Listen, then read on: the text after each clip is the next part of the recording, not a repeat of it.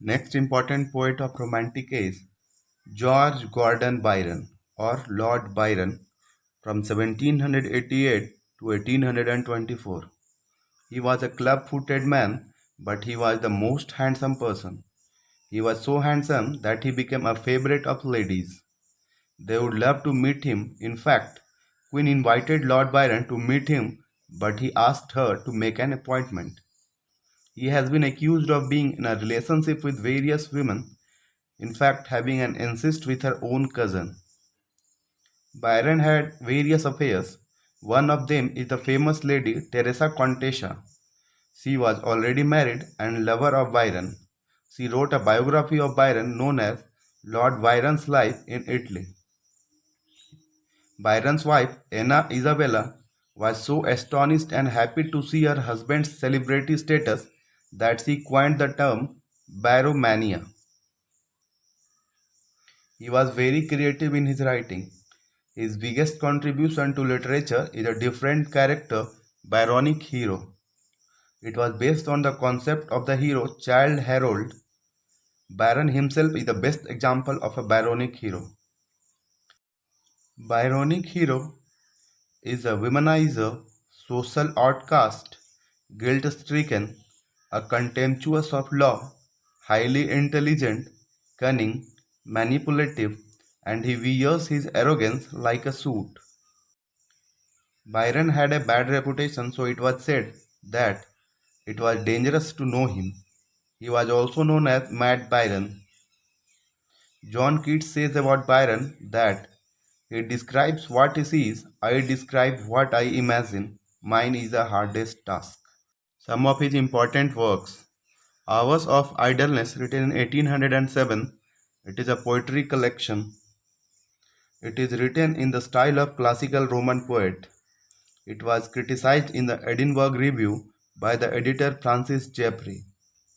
Byron replied to it by writing English Bards and Scotch Reviewers in 1809. Next work, English Bards and Scotch Reviewers, 1809. It is a satirical poem.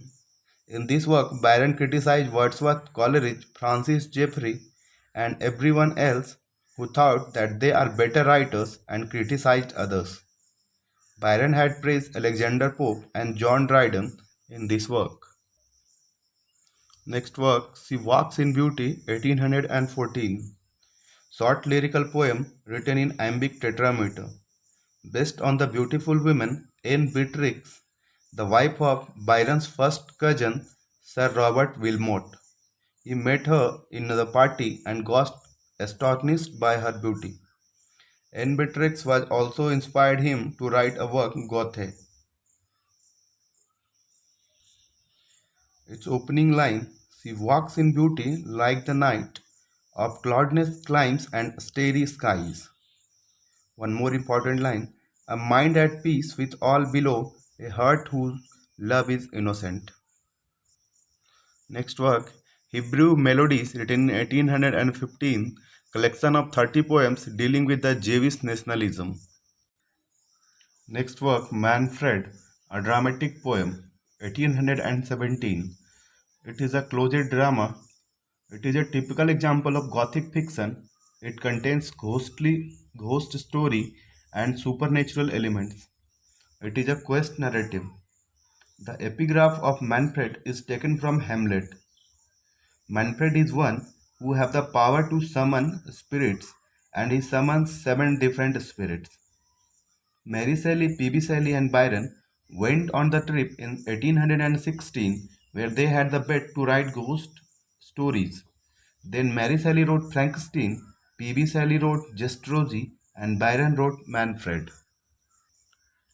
Next work, Beppo, a Venetian story written in 1818. It is a lengthy poem. It marks Byron's first attempt at writing using the Italian Ottava Rima meter. Work revolves around a Venetian lady, Laura, whose husband, Beppo, has been lost at sea for the past 3 years. She takes her lover in his absence. When two of them attended the Venetian carnival, she is closely observed by a Turk who turns out to be her missing husband.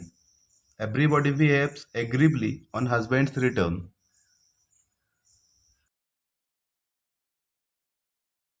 Next work, Childe Harold's Pilgrimage, 1818.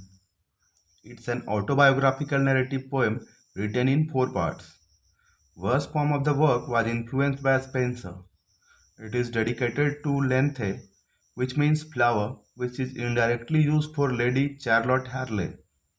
She was the beautiful wife of his cousin. He was so much inspired by her beauty. The word child is a Greek term which means a person who is suitable to be knighted and will be knighted soon. In a wider sense, it is an expression of the melancholy and disillusionment felt because of post-French Revolution and Napoleonic War. He, for the famousness achieved after the publication of this work, says, I woke up one morning and found myself famous. Next work, Mazeppa, written in 1819. It is a narrative poem. Character Ivan Mazeppa was a military leader of Ukraine. It is also known as the first vampire story in its tradition. Iris Averter, 1821, a pamphlet written for George IV. He went with George IV on a tour. He talked about the nationality of Irish people. He supported Ireland to fight against British tyranny, though he himself was from Britain. This was the time of a socialist movement and people had their own opinions. Lord Byron questions the tyranny of King George IV for English and Irish people and he requests Irish people to fight back. The Vision of Judgment, 1822, a satirical poem written in Ottawa Rima. It is a satire on Robert Southey's A Vision of Judgment. It depicts a dispute in heaven over fate of George III's soul. Don Juan, 1819 to 1824, a satirical epic poem dedicated to Robert Southey. It is based on a Spanish folk legend of Don Juan, who was a womanizer. In Byron's version, Don Juan is a character who gets easily seduced by women. It consists 16 and a half completed cantos, while Canto 17 remained unfinished. The poem got criticized for its immoral content. In the Canto 3rd, Byron insults Wordsworth, Southey and Coleridge. In the Canto 11, Byron mentioned John Keats and said that who was killed off by one critic. In the last canto, Byron compares himself to Martin Luther and Galileo. One of the famous lines, it is strange but true, for truth is always strange, stranger than fiction. Thank you.